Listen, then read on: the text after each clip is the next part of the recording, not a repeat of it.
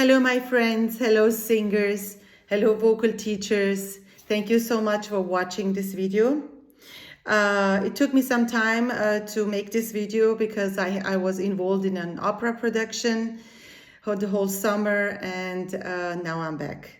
And I would like to address your questions and your feedback according my last video, which was about appoggiare di petto or appoggiare in petto, as I say it. For some people, it was a very interesting topic and they tried it out and still had some questions open. And today my video is going to provide new information about this technique, because my school, Opera Singing School Vienna, is all about appoggiare, Appoggio Technique, especially with the voice production being at the larynx itself. So let me provide you, or let me feed you with new information, okay? Now, my whole idea, my whole secret in singing is about stopping the breath right at the vocal cords. And you can stop that. If you train, you can even stop it more than you thought, okay? Because why? Why am I concentrating my technique on stopping the breath with the cords? The whole idea of Appoggio Technique, or the whole idea about breathing management, is the following. When we breathe in as opera singers, let's breathe in. What happens? The air enters your mouth, goes into your lungs, okay? 2 lungs we have, and then it goes into it expands the ribs outwards. Let me stand up. So this is our diaphragm, and it's quite like a little bit like this, yeah? And it sits here and like a chapel. When we breathe in as opera singers, let's do it. What happens? The air expands the side of our ribs, so they go like this, and the diaphragm, which is a chapel, turns into a flat frisbee. So that way we have a full balloon of air in our body right now, okay? Imagine it like a balloon. Again. See, did you see how my hands went outside? So my diaphragm is down now. My hands are like this. This means my ribs are expanded. My upper body is full of air, like a balloon. Of course, when I speak, I lose the air. Now, when we start singing our first tone, the air comes like this, passes the vocal cords, which are located quite here. And the vocal cords, because of the air that rushes between them, comes together and starts to vibrate and create sound. This is the anatomy, the physics of singing. Now, sometimes the air itself, which brings the vocal cords together, is not enough for some singers to create the perfect sound that you need for a very high professional singing. Yeah? Sometimes you need to help it. You need to help so that vocal cords close better, close more, okay? Like in my case. In my case, when I just sing and let the air come out of my throat, it's not enough, because I have intonation problems still. I have no homogenic vibration. I had high problems to sing high notes. All these problems I had until I found this approach, the approach to close my vocal cords even more, okay? So there are different tools that you can use. One of the tools I use is when I bring my larynx, when I find the lowest position of my larynx. And how can you find the lowest position of the larynx? The lowest position of your larynx you can find with vocal fry. This is vocal fry, guys, like this. Or close the mouth even better. You feel vibrations going from here and clashing on your sternum. Again.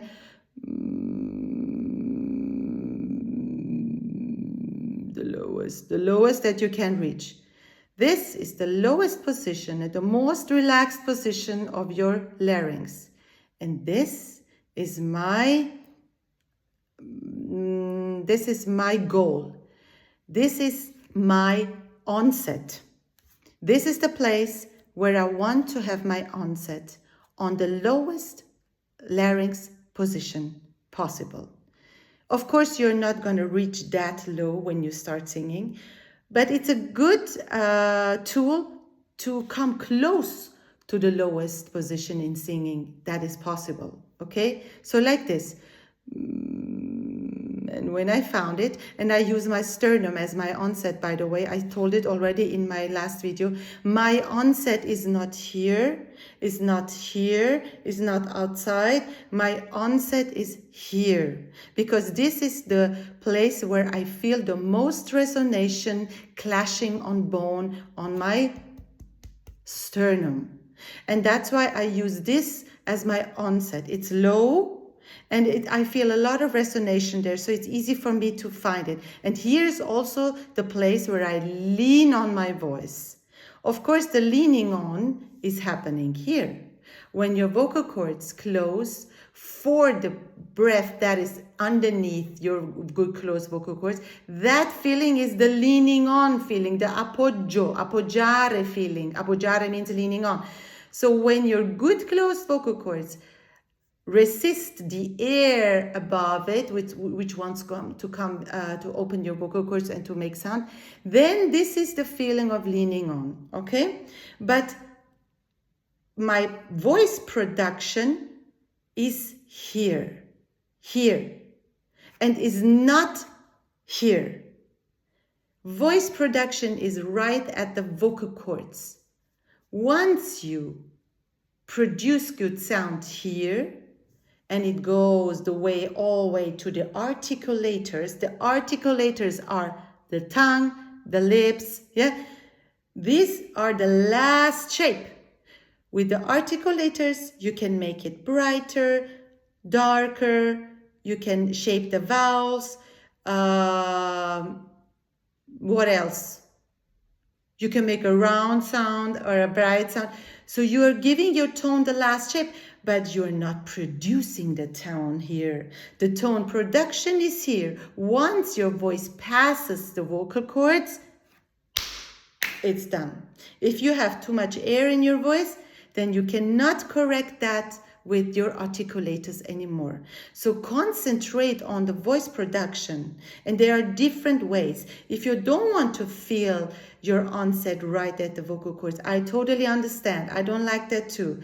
But use the even lower position, which is the sternum. Here there are a lot of resonation clashing, and you hear a lot of resonation. You can use your onset here with the vocal fry. Find it with the vocal fry, like this. Here is my onset. I feel a lot of resonation here when I do my vocal fry on my sternum. One more time. By the way, if you do vocal fry, the vocal cords also come together. They close very good. Not regularly. The vocal fry is not the same vibration of the vocal cords as singing. It has an irregular vibration, but the singing has a regular vibration. So don't do vocal fry and then the voice right after. Stop and then sing, like this. Where's my low position? Where's my low here? Okay, and this is where I'm singing now.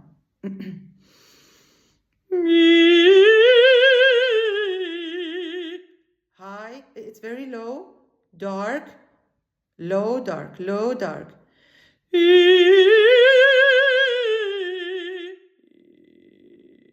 I do the vocal fry, but I don't develop my voice with the vocal fry. I stop and then I sing, because those two have different vibrations, okay? Don't do do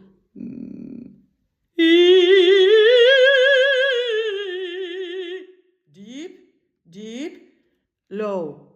Even though you're a high soprano, low and deep, because low and deep means having the possibility to have really good high notes. If you're too high, the larynx is high. We want a low larynx. Low larynx you can reach with vocal fry. And if you go up, singing the scale up, don't lose the onset here. Don't go like, don't open up. Don't go high with your imagination. Stay down, stay on your onset. That way, your chest resonation, and this is the thing I talked about last time in my video, the chest resonation will engage if you stay here with your voice. I show you.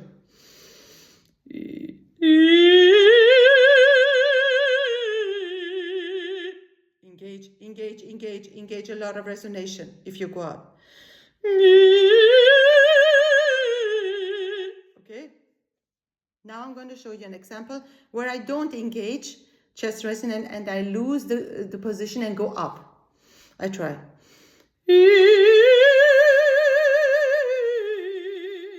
I lose the engagement here. I lose the onset here.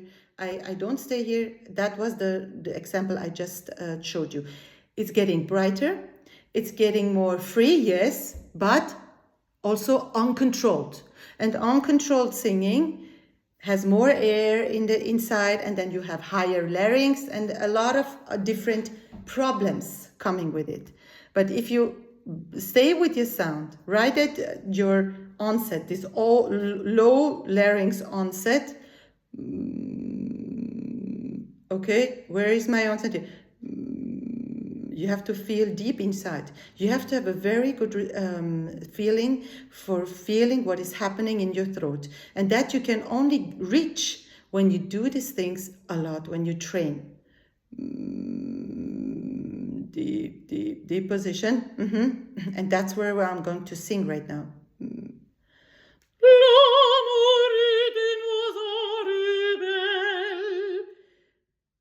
The thing is, you have a low onset, but you can articulate very well. Like this.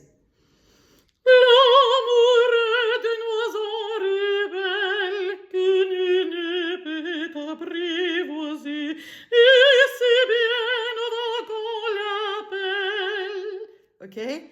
You are deep, you are low, but you can still pronounce. Yeah? This is because I am not letting my larynx to go up. If I let my larynx go up, then I don't have so much possibilities with my articulators anymore. This is really like that. You can try it. So, here is my onset. Very deep, okay? Also for sopranos. Let's do one recitativa from sopranos. Giunse il fine il momento che godrei senza affanno in braccio l'idol mio. Yeah, so I'm a mezzo, but still, as a soprano, you can still have a low larynx. You can still have a low onset. Yeah, I'm not saying I'm not saying you should darken it up. I'm just saying fight in your throat. In your throat. And in your throat, how can you feel your throat? When you do a vocal fry. That's what you feel now are vocal cords that are vibrating in a very low position. That's the vocal fry. And right there. Right there.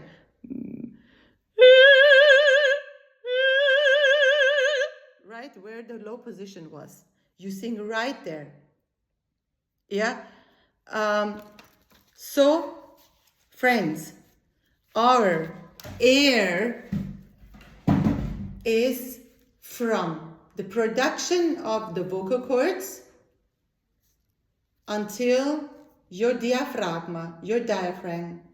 That's the way the air goes. Of course, when you sing, it comes out of your mouth and disappears. And if you breathe in, it goes into your mouth and goes into your lungs. But while singing, it's this. So the air is not here. The air is being stopped with your vocal cords right at your vocal cords. And if you stop the air or close your vocal cords very good, I'm not saying stopping, but closing it so good, it will, this ventile, this vocal cords will come together more, and then as a consequence, as a feedback, as a result, the air balloon which is in your body will push your diaphragma down and push your expanded ribs outside for a longer time until the next breath renewal. Okay, so if we stop the air or if we close our vocal cords very, very good, the appoggio in our body will work better, will work longer by putting your diaphragm down and expanding your ribs. And let's do a double check with that. If you don't believe me, let's do a double check. Let's close our vocal cords entirely. For singing, we don't close them entirely. For singing, we let a little passage so they can vibrate and create sound. But let's close it for a minute totally. And this you can do like this.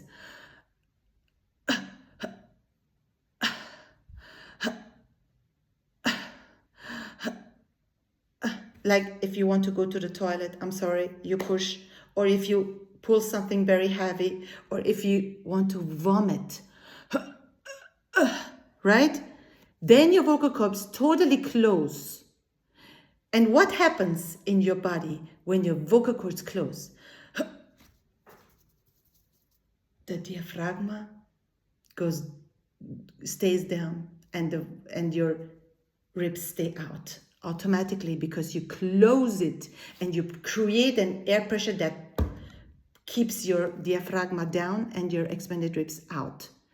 And this is the proof that when you close your vocal cords good or more, then the Stütze, the Appoggio, the breathing management will work for you automatically in your body because of the air pressure, because you're raising the air pressure in your body, because you're closing your vocal cords more for singing. And this is the whole idea about my opera singing school. You can work directly on your vocal cords. You should not be scared about that.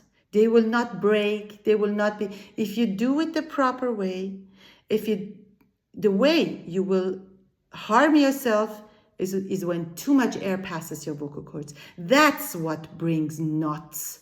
And that's what makes the most problems in opera singing.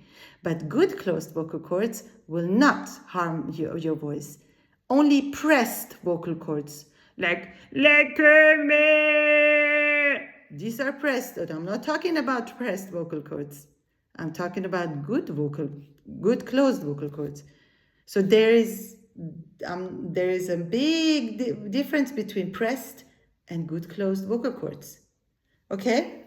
So if you want to have more Stütze in your body, if you want to feel more Appoggio technique going on in your body, in your lower body, then you have also to work on your vocal cords closure, vocal cord closure.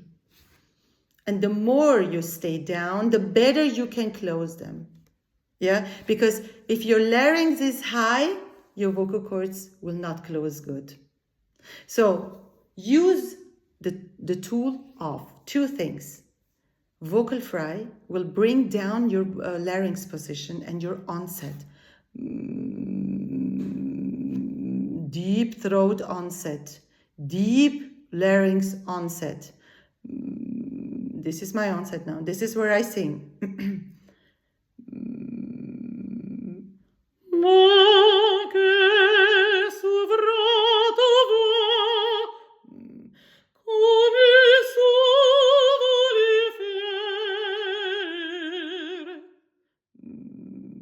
Okay?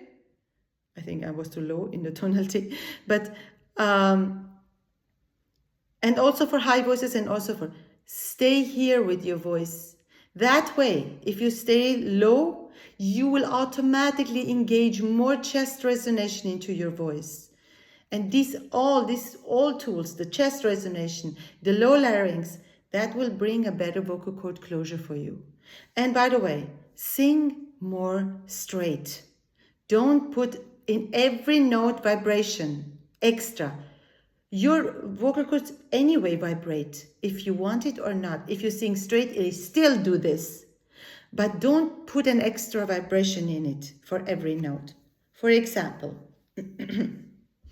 una voce poca fa. Let's say, una voce poco fa. For fa, you give a little bit more vibration. But the rest, you don't have to do una voce poco fa. You're giving too much air in your voice, and that's why your vocal cords, they open too much, and all the precious air you put into your lungs, you put into in order to keep your larynx, to keep your diaphragm down, disappears with the first note. Sing straight, like Baroque. Una voce poco fa. Only for fa. The rest sing legato with a straight note as possible. Okay? Or which one can we take? What do I always sing? Or let's do just a scala, like a scale, okay?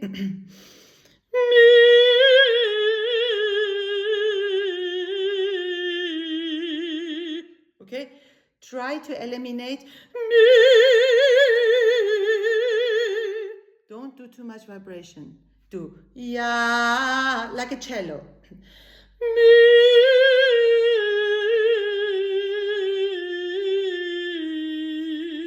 At the end you give. Okay? Higher.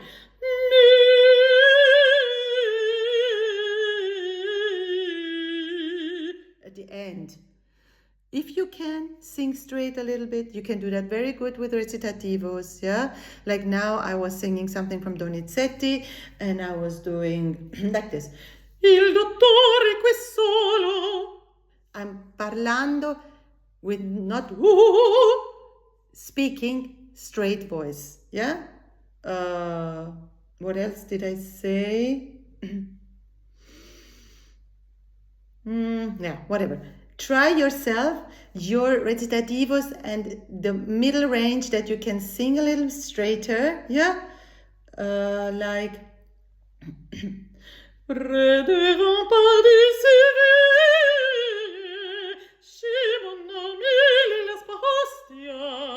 okay? Like you would play a cello and not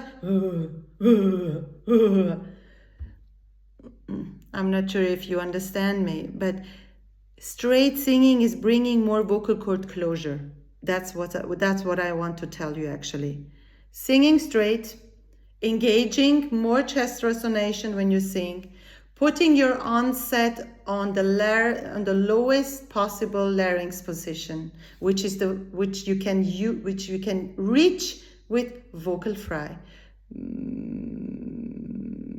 Vocal fry, lowest position, and then you can sing a high note, no problem, but use this position for that.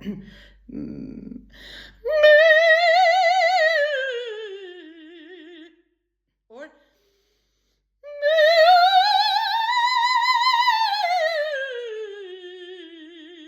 I'm all the time connected here, all the time here, so I can engage my chest resonation, I can stay low with my larynx, so that way my vocal cords close. Could I help you? I'm not sure. I will do another video if this didn't help you. I will find other ways. Okay? One thing also, before I stop this video, there are so many people who will disagree with me with this technique. I know that. And I respect everybody's opinion, and I honor other approaches, honor other vocal technique approaches and vocal technique strategies, okay? As long as it helps the student, it's okay. This helped me, and maybe it helps one of you, and this is my whole goal. If you didn't find help somewhere else, maybe this will help you. But I know that not everybody will agree with me in this, yeah? But this is my experience.